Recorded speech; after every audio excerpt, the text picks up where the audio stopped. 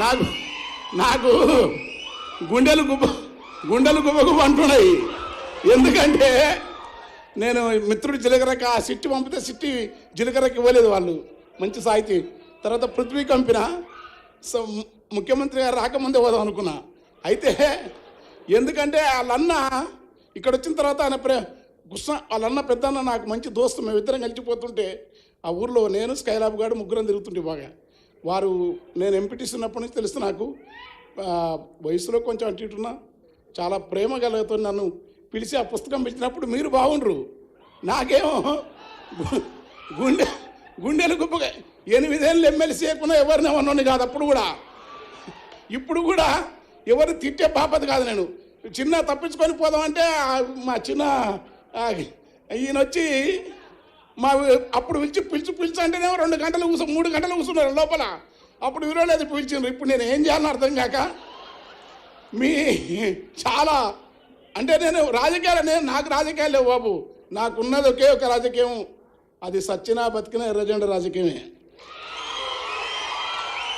అంటే ఎర్రజెండా మళ్ళా దాంట్లో కూడా సీరియస్గా నేను ఎర్రజెండా యోధుని కాదు. ఏదో వాళ్ళు మంచిగా చేస్తారు నమ్మటోని ఈ యాదన కనుక వేదిక పైన పూజ్యులు అన్నయ్య రేవంత్ రెడ్డి గారు, వారు మా ఊరి పక్కనే ఊరు రయ్యా, మీరేమనుకోండి. ఊరి పక్కన ఊరు పాలమూరు, మధ్యలో మాకు జగన్ అనేగా నా ఫ్రెండు ఉన్నాడంతా. అన్నయ్య, నేను ఏ రాజకీయాలతో ఉన్నా మదిర 20 ఏళ్ళ నుంచి మదిర పోతూ ఉంటాను. ఎందుకంటే బట్టిన తనకు 4 రోజులు ఉంటేస్తే జర తృప్తి ఉంటుంది. ఆయన కృష్ణారావు సార్ నాకు బాగా దోస్తులు, వీళ్ళందరూ ఇక్కడ ఉండొకెత్తు.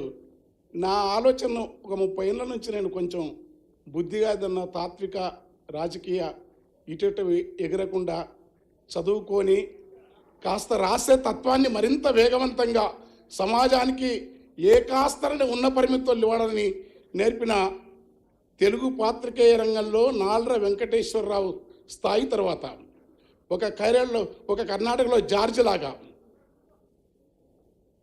ఒక ఆయన పాలగుమ్మి సాయినాథ్ లాగా, ఇంకా మహానుభావుడు ఆయన పొగిడితే చాలా కోపం వస్తాయని. కనుక ఈ తెలుగు నేల వరము ఒక సందర్భమే కాదు, గొప్ప పాత్రికేయులు కె శ్రీనివాస్ గారు ఉన్నారు.